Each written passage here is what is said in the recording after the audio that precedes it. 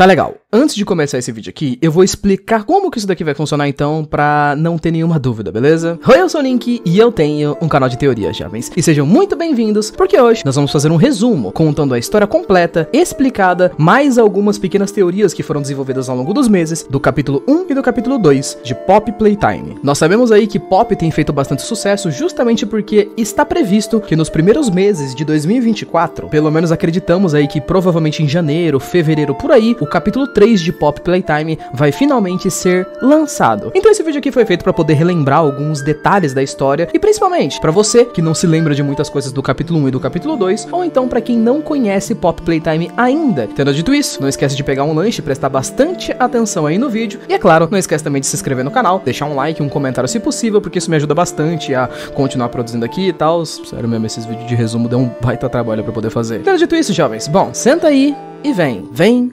comigo.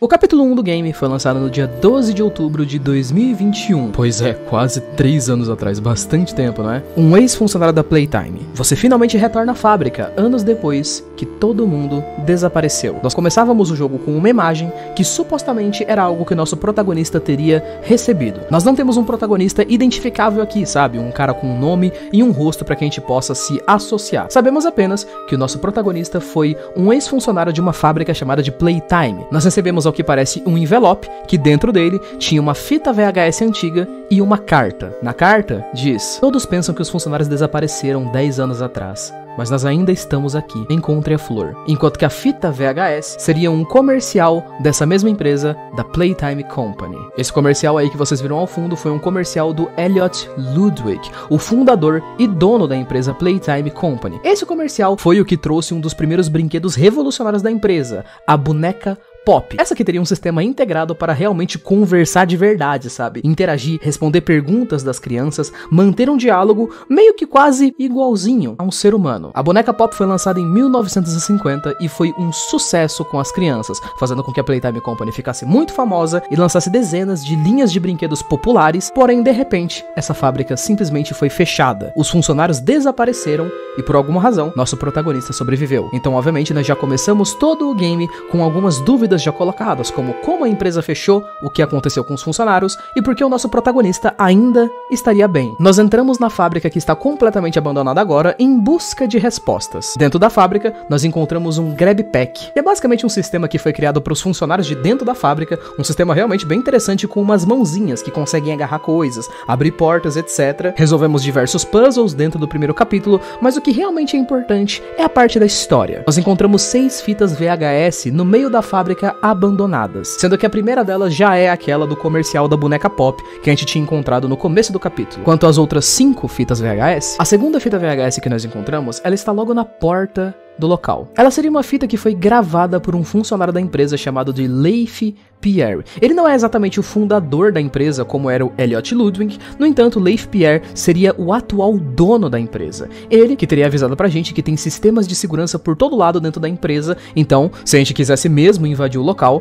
precisaríamos tomar cuidado. A terceira fita que nós encontramos seria uma fita de treinamento do Grab Pack. A quarta fita VHS, que seria literalmente de 2 funcionários reclamando um pouco sobre a empresa. Essa que tinha uma fama tão de ser uma empresa muito boa, era uma empresa que tinha iniciativa para que as pessoas adotassem crianças órfãs e tudo mais. Eles até mesmo ofereciam brinquedos de graça para crianças órfãs. No entanto, isso apenas fazia com que os funcionários tivessem que trabalhar mais. O ambiente de trabalho da fábrica era muito bagunçado, cheio de caixas espalhadas por aí, e os funcionários não pareciam gostar muito disso. A quinta e a sexta fita que nós encontramos são realmente as fitas importantes desse capítulo, sendo que a quinta fita era uma entrevista com uma funcionária que parecia ser muito importante da empresa, chamada de Stella Graber. Era uma entrevista comum a início, sabe? Fazendo perguntas como, por exemplo, por que ela teria decidido trabalhar na Playtime Company e tudo mais, qual seria o sentido, ela gostava bastante dos brinquedos feitos pela companhia e tudo mais, e as respostas em específico da Stella Graber chamaram muito a atenção do público, visto que ela era uma funcionária que parecia muito preocupada com coisas como velhice e morte. Ela acaba fazendo um monte de alegorias dentro da entrevista dela, falando que quando você vai ficando mais velho, o seu corpo vai começando a dar defeito, seu corpo fica mais fraco e envelhece, e nossa, como ela gostaria de conseguir ser uma criança pra sempre, de nunca envelhecer e tudo mais, mas ela não pode fazer isso, né? Então, pelo menos trabalhando na Playtime, ela sente como se ali sim ela pudesse ser uma criança pra sempre. A sexta fita é basicamente um audiolog de um cientista, onde ele tá realmente gravando uma espécie de página de diário praticamente, né? Uma página de documento falando sobre algo que ele chama de Experimento 1006, o protótipo. Vemos um cientista falando que esse suposto Experimento 1006 teria capacidades de agir em grupo, ele teria capacidade de coordenar um grupo de projetos, experimentos, né? Ele conseguiria liderar esses outros experimentos, ele consegue fazer várias coisas, e enquanto esse cientista tá gravando isso, a gente ouve uns barulhos ao fundo de pessoas aparentemente sendo mortas pelo Experimento 1006, porque o cientista vai falando que o que estava acontecendo hoje, a fuga em massa de projetos que estava acontecendo hoje, provavelmente era culpa do Experimento 1006. O que mostra que talvez aquela fábrica da Playtime Company tivesse algo mais estranho escondido por detrás dos panos. Fora as fitas que nós encontramos nesse capítulo, jovens, o primeiro capítulo do jogo, como eu disse pra vocês, é bem pequeno e simples. Nós temos alguns puzzles dentro do jogo e, como nós já tínhamos visto na segunda fita VHS, a fábrica possui sistemas de segurança que se ativavam quando alguém invadia ela e blá blá blá. Então não demora muito tempo da gente vagando por dentro da fábrica, apertando um monte de botões e ligando várias máquinas para que isso aconteça. Um boneco gigantesco bem na entrada da fábrica. Esse boneco aqui, para aqueles que não conheciam Pop Playtime até então, é um dos brinquedos Huggy Wuggies, uma linha muito popular de brinquedos que se tornou a cara da empresa por muitos anos, porque eles eram aqueles bonecos fofinhos que abraçam pessoas e tudo mais. Eles foram criados em 1984 e em 1991 foi feito esse boneco gigante aí, que parece ser uma espécie de sistema de segurança, sabe? Ele ataca e come pessoas vivas que tentaram invadir a fábrica. O final do capítulo em si, nós temos uma espécie de perseguição com ele, onde ele até tenta atacar a gente, mas acaba falhando. Dentro do primeiro capítulo, nós também temos alguns posters que fazem lembrete para os funcionários de algumas regras. E percebemos que a fábrica tem realmente várias regras meio esquisitas para funcionários, tipo, funcionários não podem ficar na fábrica depois das 8 horas da noite. Eles também não podem e são totalmente proibidos de entrar na área da fábrica chamada de inovação. É a área onde supostamente seriam criados novos brinquedos e seriam criadas pesquisas para os novos brinquedos. Bastante destaque aí na palavra pesquisa. No final do capítulo, quando nós somos perseguidos por Huggy Wuggy, um detalhe foi notado por quase todas as pessoas que jogaram o game, que em um certo momento, Huggy Wuggy teria caído e as pessoas notaram que ele sangrava. Assim como diversos outros brinquedos que nós encontramos dentro da fábrica abandonada estão repletos de sangue em volta, dando para muitas pessoas a entender que a Playtime Company não era exatamente apenas uma empresa que fazia brinquedos, mas parece que além dos seus brinquedos, eles criavam experimentos vivos e agressivos também. Experimentos esses que pareciam ter sangue e órgãos por dentro das suas formas de bonecos, como se fossem talvez uma espécie de forma de vida criada do zero ou algo parecido com isso. De qualquer forma, o primeiro capítulo do jogo, jovens, ele terminava com a gente entrando em uma sala. Dentro dessa sala nós encontrávamos a boneca Pop, aquela que foi feita lá nos anos 50, trancafiada, e quando a gente libertava ela, o capítulo acabava. Sendo assim, a conclusão do primeiro capítulo acabava por ser: a Playtime Company em 1950 começou a se tornar muito popular fazendo brinquedos. E além de brinquedos, por alguma razão, eles começaram também a fazer experimentos vivos. Nós não sabemos ainda o objetivo disso. Inclusive, um grande destaque e um detalhe interessante é que dentro do canal da Mob Games, que é a empresa que produz o Pop Playtime, nós poderíamos ver uma versão extra do comercial da boneca Pop, onde nós poderíamos ver eles fazendo uma espécie de manutenção nela, mostrando que claramente a boneca também possuía sangue e órgãos dentro de si. Então toda aquela questão do sistema dela de poder se comunicar como um ser humano, talvez seja porque ela fosse uma espécie de ser humano, ou talvez ela fosse realmente um ser humano em outro corpo. As pessoas também destacaram aquela coisa da outra funcionária importante da empresa, a Stella Graber, falar que ela queria muito ser capaz de não envelhecer e tudo mais, como se isso fosse uma espécie de objetivo da empresa. Nós sabemos então que os funcionários da empresa desapareceram e ela foi abandonada, mas nós não sabemos a razão exata ainda. Muitas pessoas então suporam que esse tal de Experimento 1006 poderia ser o responsável por matar muitos dos funcionários da fábrica e ter feito com que ela acabasse sendo fechada. No entanto, ainda restam muitos detalhes específicos, tipo, por que a fábrica foi fechada e ninguém da polícia foi lá verificar, entre várias outras coisas. Algumas dessas dúvidas seriam respondidas meses depois, no segundo capítulo do jogo. Em 5 de maio de 2022, nós tivemos o capítulo 2 de Pop Playtime. Esse capítulo, ele tem como antagonista principal uma personagem conhecida como Mommy Long Legs. the new Mommy Longlegs from Playtime Co. Ela foi lançada aparentemente em 1991, então a gente consegue ver que a fábrica durou mais de 40 anos praticamente em funcionamento antes que ela fosse fechada devido ao que aconteceu com o 1006. Uma coisa esquisita é que no meio do comercial que vai passando no começo do capítulo, nós também temos alguns pequenos flashbacks, sabe? Mostrando um funcionário correndo dentro da fábrica, pelo visto, como se ele estivesse fugindo muito rápido. Talvez esse fosse um flash do nosso protagonista fugindo no dia que tudo deu errado da fábrica ou alguma coisa do tipo. Sabemos que todo o comercial termina com a boneca Pop dizendo acorde. E quando nós acordamos no começo do capítulo 2, a boneca tinha desaparecido. De qualquer forma, dentro do começo do segundo capítulo, a gente caminha e logo no início nós chegamos em uma sala descrita como o escritório pessoal de Elliot Ludwig. Elliot, caso vocês não se lembrem, é o cara do comercial do capítulo 1, o fundador da empresa. Nós temos algumas coisas que chamam a extrema atenção das pessoas. Duas, para ser mais exato. A primeira delas que seria uma fita VHS. E a outra que seria uma página de anotação sobre um experimento específico no qual eles estavam trabalhando. Sobre a fita VHS, ela é um daqueles comerciais que ficam pagando pau pro cara que fundou uma empresa grande, sabe? Meio que contando a história do Elliot Ludwig e tudo mais. Nós temos alguns detalhes ali que diriam que ele fundou a empresa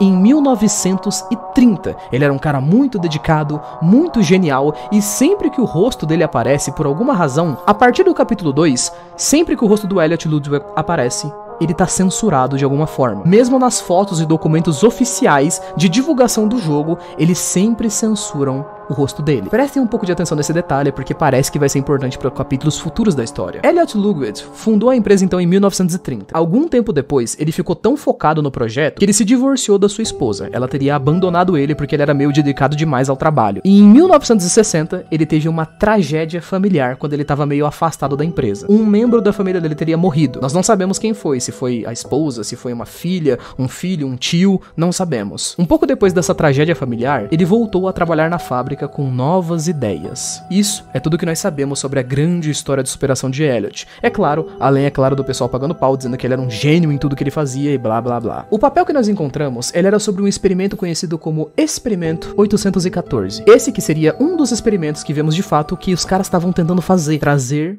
pessoas de volta à vida. Meio que isso, digamos assim. O experimento 814 reside em uma coisa super simples, na verdade, jovens. Eles pegaram um rato, alimentaram esse rato por 2 semanas e depois mataram. Colocaram ele dentro de um aquário com gel conservante e flor de papoula. Que pra quem não sabe, papoula, a tradução em português dessa palavra seria pop. Eles deram alguns choques elétricos no rato, tentando reanimar ele, usando essa suposta flor de papoula como se fosse um agravante, sabe? Pra poder tentar fazer funcionar. Na carta do Elliot, ele diz literalmente essas palavras: eu ainda acredito no potencial da flor de papoula, suas propriedades únicas me levam a acreditar que ela tem a consistência para alternar as propriedades da vida. A flor de papoula já tem há muito tempo um simbolismo pesado, e eu acredito que é por alguma razão. Talvez algum objeto maior do que um rato produza resultados diferentes. Para quem estiver se perguntando sobre o simbolismo da flor de papoula em si, jovens, saibam que essa flor também carrega um simbolismo muito forte dentro da vida real, por sinal, né? Visto que, quando a Primeira Guerra Mundial em si acabou, jovens, dentro de uma região específica no Flanders, as primeiras flores que cresceram dentro daquela região depois que a guerra acabou foram flores de papoula. Então elas acabaram conseguindo um grande simbolismo, como se fossem flores que simbolizavam a ressurreição,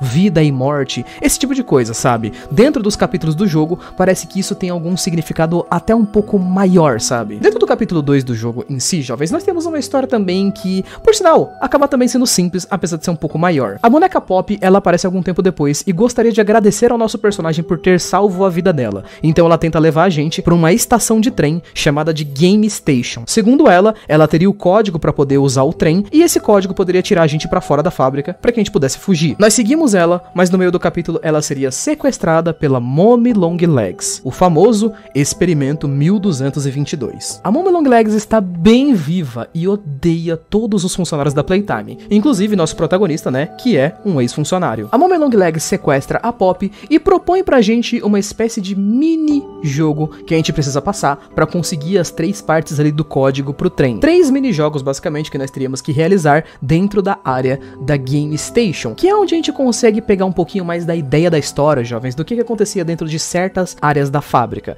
Essa área conhecida como Game Station aqui, ela foi feita na fachada para poder parecer uma área de minijogos divertidos, para que as crianças pudessem se divertir com seus amigos e fazer atividades saudáveis. Mas é claro que por trás dos panos, ela foi feita como uma espécie de área de testes e experimentos, para que os cientistas pudessem testar a habilidade e a capacidade das crianças para transformá-las em experimentos depois. Foi no segundo capítulo que a gente basicamente teve a confirmação de que esses experimentos, como Huggy Wuggy ou Mommy Long Legs, eles na realidade eram inicialmente crianças órfãs. Como eu falei pra vocês, a fábrica da Playtime foi fundada na época lá de 1930, então a fábrica passou tanto pela Primeira como Segunda Guerra Mundial. O pessoal da Playtime teve essa iniciativa de adotar crianças órfãs de propósito, sabe? Eles pegavam crianças órfãs, colocavam dentro de uma creche na fábrica deles e depois usavam para os experimentos malucos que eles queriam trazer. Esses 3 minigames são testes que a gente passa por dentro do segundo capítulo da história, sendo o primeiro deles um minigame de memória, onde nós temos que mexer com coordenação motora e sair apertando vários botões coloridos na ordem certa. Se a gente não apertar, vem uma espécie de coelho meio animatronic e mata a gente. O segundo teste seria de velocidade, onde vários mini Huggy Wuggs iam aparecer e tentar atacar a gente, e nós teríamos que meio que desviando eles aos poucos. E o terceiro minigame seria de paciência e velocidade também, onde nós passaríamos por um labirinto,